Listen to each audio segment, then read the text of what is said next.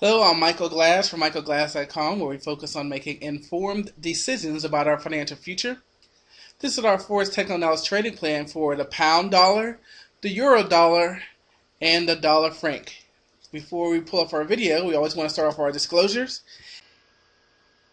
Any symbols you see today should not be inferred as a trading recommendation. No matter what form of investing you choose, stock, forex, futures, options, they all have a level of risk associated with them. You can lose all of your money. Any strategy we show today are for informational purposes only. Future results are not guaranteed. And finally, any investment decision you make is solely your own responsibility. Trade at your own risk. As we said, this is our forex technical analysis trading plan for the pound dollar, the euro dollar, and the dollar franc. In each video, we look at the prior session's price action to come up with key support and resistance price levels. We'll review the gold chart to come up with leading sentiment. We'll try to create a low volatility and inside bar watch list, and we have an education spotlight at the end. Please send your feedback and comments to contact@dmbfx.com, and let's head to the charts. As we look at the week that was in Forex, we can basically see that another week, another deadline coming on for the Greek bailout. Yet once again, the EU leaders have vowed that the decision will come Monday. So we'll see. But once again, another deadline come and gone. So the Greek bailout continues to drive the market a little bit. But keep in mind, there's still a secondary, the public sector swap with the investors. They have to agree to some purchasing some of the money. And then again, there's how far out will this Greek bailout, the Greek corruption of the Greek Eurozone, will that fall out to surrounding currencies? We also saw further weakness in the yen. They announced a decision to start up another round of quantitative easing. They established initial inflation target rate of 1%. Again, signaling that even more quantitative easing could be done. So it's really been interesting to sit on the sidelines and kind of watch.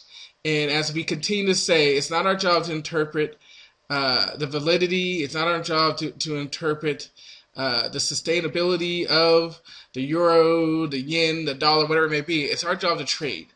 And so it's always important to watch the charts and let the charts tell us what we need to be doing. When it comes to this week, we know that Monday in the States, the equity markets and futures markets are closed for President's Day. Forex will still be open. And we know that we're pretty light on economic data. So this is really going to be interesting. The Greek situation on Monday really may be the driver since we are so light on economic data. Let's take a look at the dollar and get a gauge on where that's showing us as far as strength against other currency pairs. We're going to go ahead and take a look at the dollar. We know about the inverse relationship with the stock market, the U.S. stock market. So the stock market has had a good 2012, and you can see how that inverse relationship, weak dollar, strong market. So the dollar, which was making new highs, well, not highs, but new highs, recent highs, has pulled back here and found some base here at 79. You can see a lot of volume here below us as we look at the market profile. A lot of volume here in this 79 price range. So we may continue to base here, especially, again, as I said before, maybe check out our Forex videos so you can see some of the impactful economic releases coming out that could impact the dollar as we have a week with light news. But overall, the dollar, I would say right now, is definitely sideways.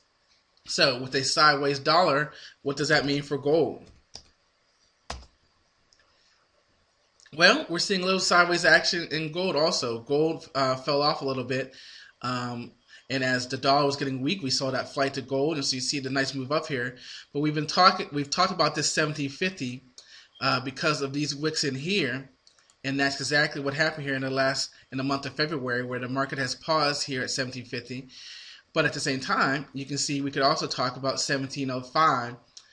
With the wicks here and here, and so that is the range the market is in here. Basically, 1750 to 1705 tight range here for gold, and we'll see that here on the market profile as the market is just going up and down here. So sideways for gold also, and then finally crude oil here in the States. I mean, yesterday I don't know why it shocked me, but when I went there and saw 365 at the gas yesterday. something. Now, I've talked a lot about this 95 to 102 range, and we saw what happened this week. We broke out.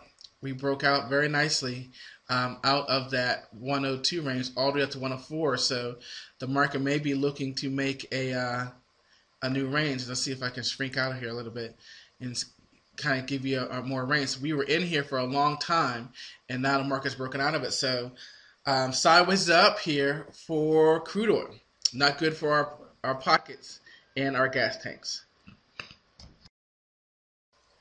So we are starting off looking at the Euro daily chart, and we can see even though we've had some good moves here, really for the past month or so, it's been sideways action stuck between 1.305 and 1.33. Basically for the past 2 months. So we really have to start watching for some type of break out of that range.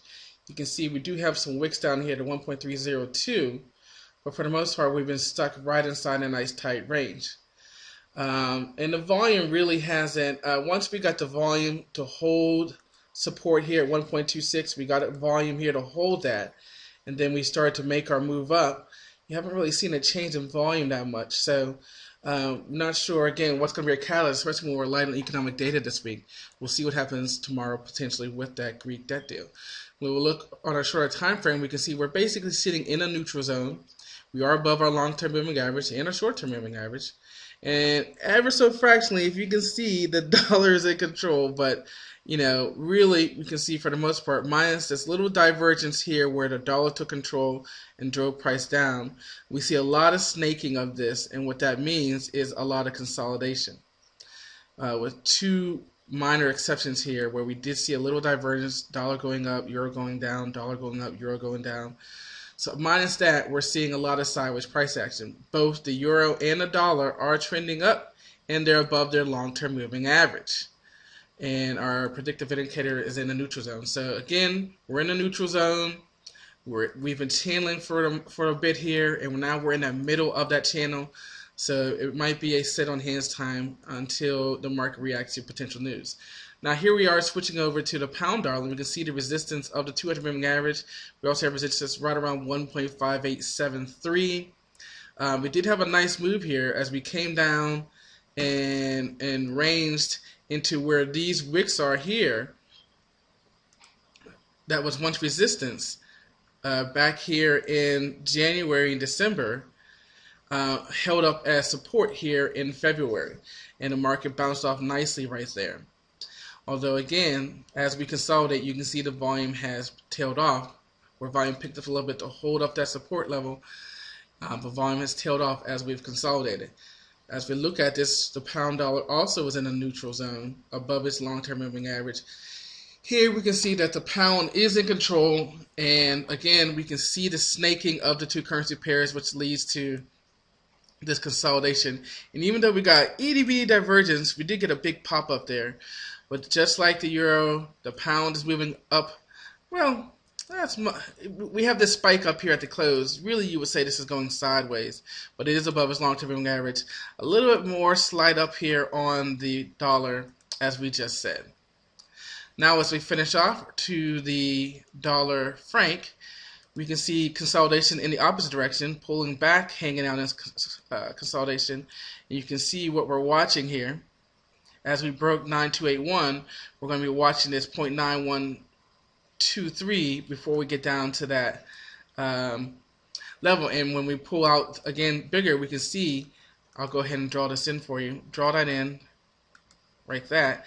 And again, I'll scroll back out. You can see what we were watching here panned out perfectly right here. We are below our long-term moving average as we are in a neutral zone.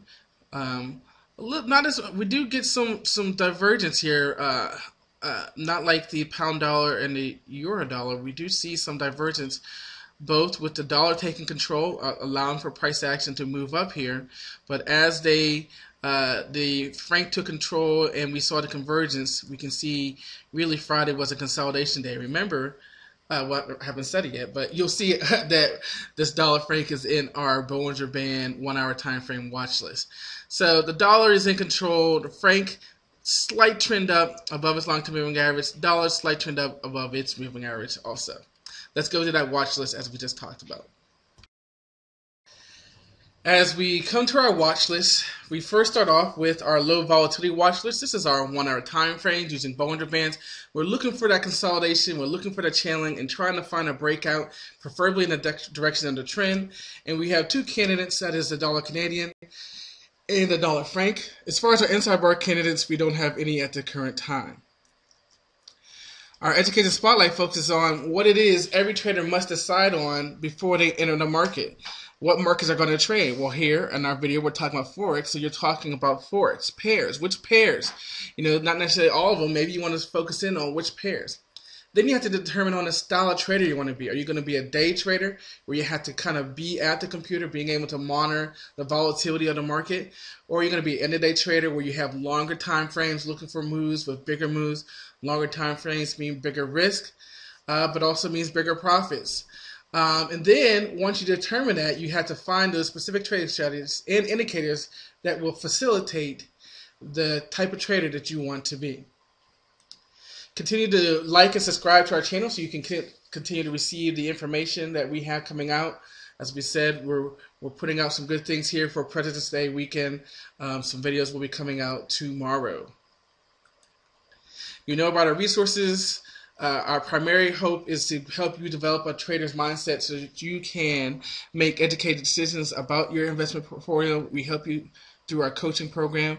And then if you want to, you can put our expertise to work through our managed forex accounts, where we work with leading forex brokers with the regulations. We have full transparency of your accounts, giving us authority to trade them.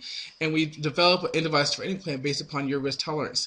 But first, we have to help you get that trader's mindset so that you're making informed and educated decisions. In the end, it doesn't make a difference about the indicators, the newsletters, or the forex account managers if you're afraid to give the go or pull the trigger. And that's what we can help you with here at Move with Mike. Thanks, guys, and I'll see you next time.